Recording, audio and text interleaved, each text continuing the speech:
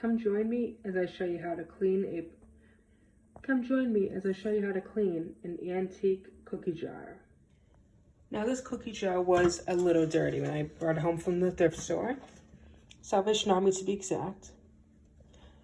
I did clean it up a little bit, but I'm going to show you guys how I am going to completely clean it, including getting into all the tiny crevices, and how you can do it too for very cheap. The only thing you're going to need is soapy water. I am using Cascade pods, dishwasher pods, that I put in hot water to dissolve it, Q-tips, and paper towels. So the very first thing I'm going to do is I'm going to take the lid off. As you can see, it's like disgusting looking in here. It's not too bad. So I am going to do this part. First things first, I'm going to work on the head. As you can see, I have a strip of paper towels. I just folded it up into a square. I'm going to completely douse it in soapy water. So my technique for doing this is doing it as if you were wiping a baby's butt. You're going to get in and make sure you get everything. The next thing I'm going to do is repeat the process of completely soaking the paper towel and rinsing it out. Then I'm going to come over, and I want him to lie on his face, and I'm just going to gently rub around. So once I've done that, I'm going to turn him so that he is facing me, and I'm going to continue to wipe down gently the back of the cookie jar.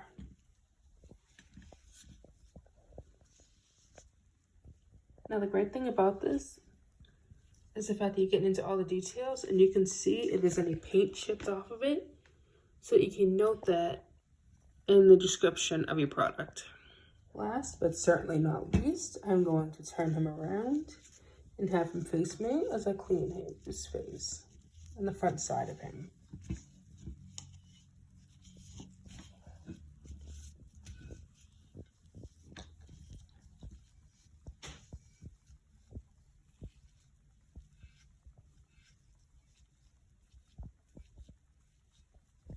Look how cute he is. So I'm just going around, and I'm going to take a Q-tip, and I'm going to get into those tiny spots that the paper towel would not be able to reach.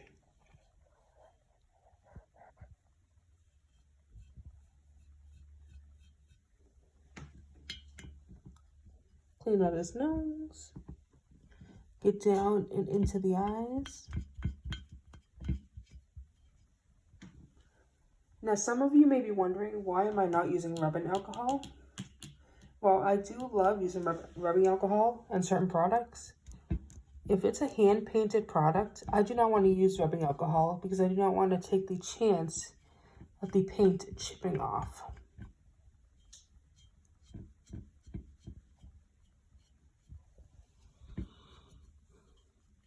On top of that, the dishwasher pods are actually going to help give it almost like a fragrance.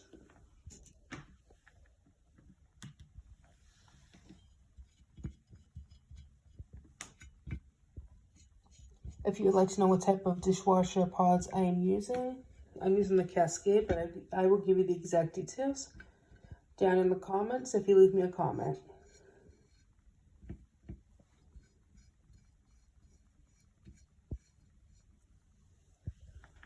Now you saw me just quickly rub it along there. I'm now going to take a Q-tip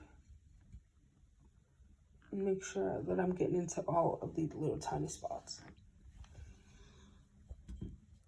Mind you, this does take time, but if you are selling something, or even if you just want it to be completely cleaned, you're going to want to take the time. Now this next part is just for those of you who are looking to resell the product itself. I am taking pictures of all of the little cracks or anywhere where I see paint chipped off, and I'm going to put that in the item description. The last thing you want is a customer getting a product that they think is completely 100% good to go, and they see all these cracks, and then they have to return it. And a product this big, it's not going to be cheap to ship, nor is it going to be cheap to return it. So now the next part I'm going to get to is I am going to do the bottom part. And I'm just going to clean the inside of it completely.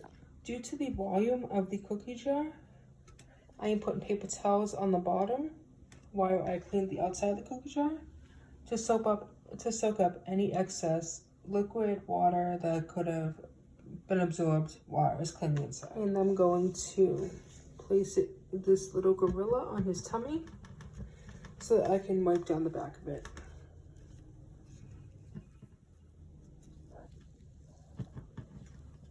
Once again, I'm taking a Q-tip that was drenched with soapy water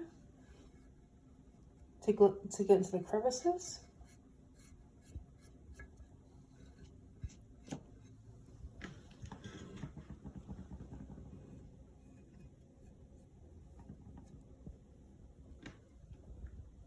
Based off of how dirty, well not dirty, but how dusty this was, and how dirty the inside was, the inside, like I showed you guys, was absolutely disgusting. I want to say this is probably a 90s product, which I'm a 90s girl. 1991. Born and raised. I feel like I'm singing the Fresh Prince of Bel-Air song. But anyways, I'm not really antique, so I shouldn't say this is an antique piece, but that's just the date that I'm going off of. This piece might actually be older than that. However, the paint isn't that bad on it. I mean, it's not the greatest, but it's not that bad. So that's why I'm saying it's probably 90s. If you guys happen to know this exact piece, I tried looking it up on Google Lens. I tried looking it up on eBay, and I couldn't find an exact replica. I did find a newer version of it on eBay, but it was like completely different, and it was a Department 56. So with that being said, this might be the only one out there, which then heightens the price of it.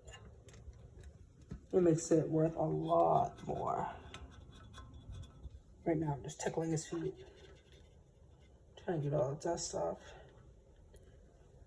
To me, it seems like a piece that was at somebody's grandma's house, and maybe the grandmother passed away, and they just happened to find it and didn't want it, and weren't willing to look up the price of it, or like I said, they couldn't find the price of it.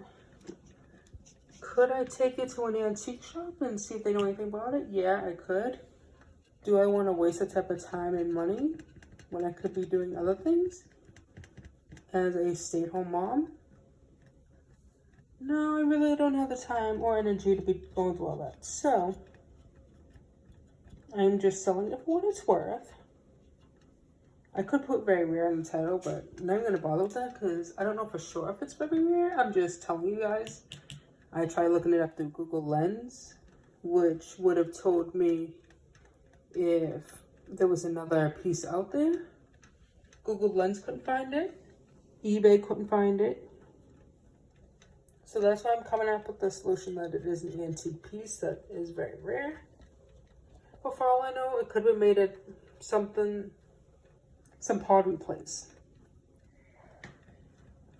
I'm going to show you guys the bottom. Like, there's no name on this whatsoever. There's no artist indentation in here saying that it was made by a certain artist. I want to say it's Department 56, but I'm not even 100% sure on that. And I'm only saying that because I only found one other Gorilla cookie jar. And that said Department 56. My only other option for looking it up would be looking through King Kong cookie jars. Because if you look at the face, he does look like a King Kong character. So I'm not sure on that. And I'm not even sure that it was made just at a regular pottery shop. Because look at the paint details into this. Like, somebody actually took time and energy to paint this. This isn't something that you would just paint in one day. So that is why I'm coming up with the conclusion that, once again, it's an antique piece. And funny story behind it, I hope it doesn't sell for a while, because this is kind of like, so I guess the best way to word it is, My husband and I, my husband calls me Monkey, I call him Gorilla. It's just one of our pet names. So that's what instantly drew me to it. And then I was like, you know what? This might be a good seller.